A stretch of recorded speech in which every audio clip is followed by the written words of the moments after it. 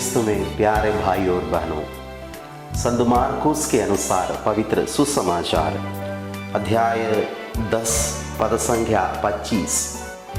सुई के नाके से होकर ऊंट का निकलना अधिक सहज है, किंतु धनी का स्वर्ग राज्य में प्रवेश करना कठिन है। प्रियजनों, यीशु स्वर्ग राज्य में एक व्यक्ति के प्रवेश के विषय में बात कर रहे हैं। एक धनी व्यक्ति आकर यीशु के पास जाकर पूछ रहे हैं स्वर्ग राज्य में प्रवेश करने के लिए क्या करना है। और यीशु ने उत्तर दिया कि तुम्हारा सब कुछ बेचकर गरीबों को दे दो। और लिखा हुआ है अध्याय 10 पद संख्या 22।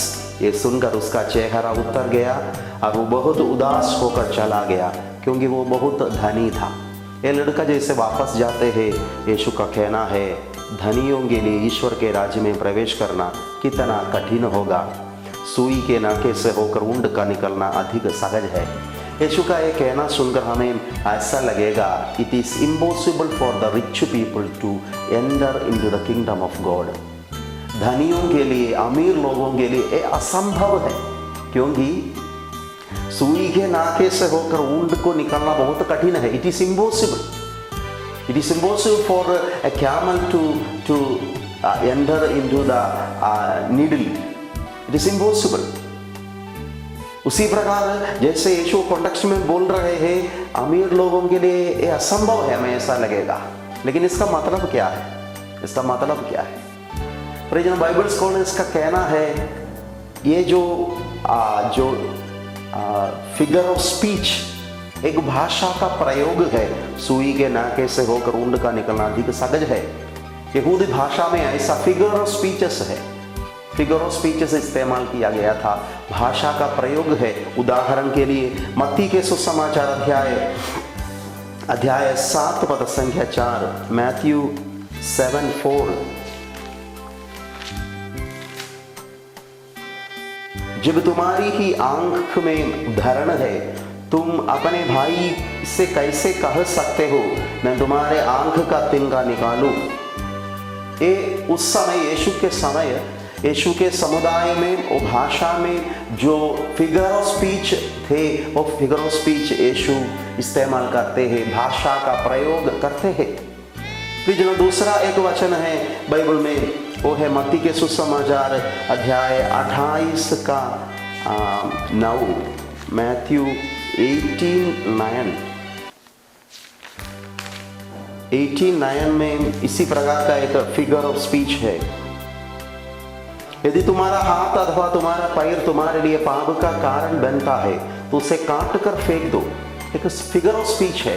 हम लिटरली इसको स्वीकार करने से प्रॉब्लम होगा। वो जो बात कर रहे हैं उसकी गंभीरता हमें समझाने के लिए ये फिगर ऑफ स्पीच का इस्तेमाल किया गया है। इसलिए बाइबल स्कॉलर्स का कहना है कि यीशु कहने का मतलब यही है, स्वर्ग राज्य में धनी लोगों को प्रवेश करना कठिन है। It is not impossible. यह संभव नहीं है, संभव है, लेकिन ये कठिन है, उतना आसान नहीं है।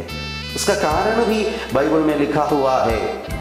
धनी लोगों को, अमीर लोगों को एक टेंडेंसी है उनके पैसा पर भरोसा रखने का, गरीबों का तिरस्कार करने का, दूसरों के जिंदगी के बारे में तुच्छ समझने का एक आदत है अमीर और गरीब लोगों, अमीर लोगों को।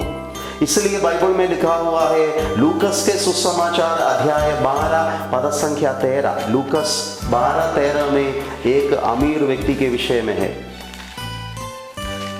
उसके विषय में बाइबल का कहना है, मूर्ख धनी का दृष्टांत, जो अपने पैसा पर भरोसा रखकर अपने जीवन में आगे बढ़ रहे थे। He was too much dependent on his wealth।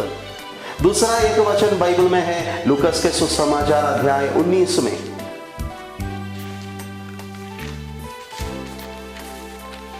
जक्केउस नामक एक अमीर व्यक्ति जो अपने पैसा पर ज्यादा भरोसा रख रहे थे और उसके जीवन में यीशु ने कैसे हस्तक्षेप किया हमें मालूम है।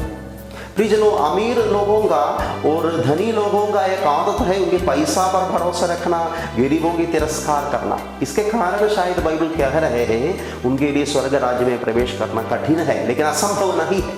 लोग कैसे स्वर्ग राज्य में प्रवेश करेंगे? Through sharing.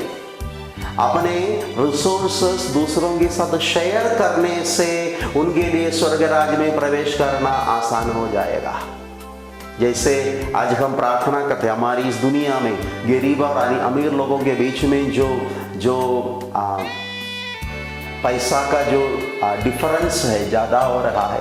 अमीर ज़्यादा अमीर हो रहे हैं, गरीब ज़्यादा गरीब हो रहे हैं। प्रियजनों, हम आज प्रार्थना करते हैं अमीर लोगों को ये अभिषेक मिले, अपने रिसोर्सेस हमारे भाई बहनों के साथ शेयर करने का अभिषेक, ताकि उनके लिए स्वर्ग राज्य में प्रवेश करना असंभव नहीं होगा।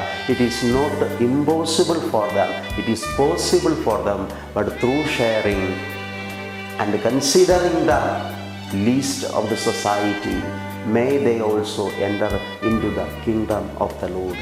In the name of the Father, Son and the Holy Spirit. Amen.